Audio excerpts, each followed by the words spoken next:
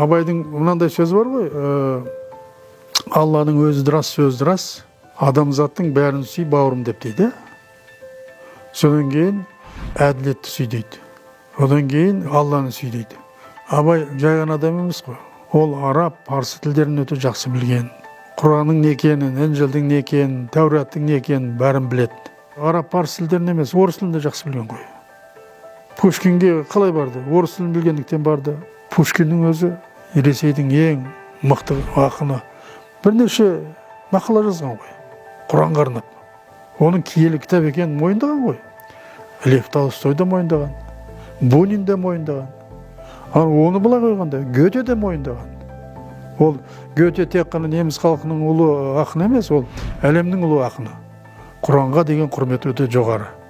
Дінді сылып алып тастайтын нәрсе емес қой ол.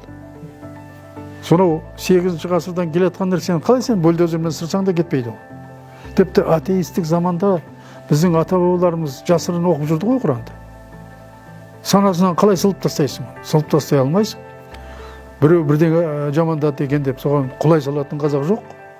Киелі кітаптардан үйренетін жер өте көп. Бүгінгі президентіміздің Біріккен ұлттар ұйымының бас ассамблеясына барғанда Құранға байланысты мәселе көтерді ғой.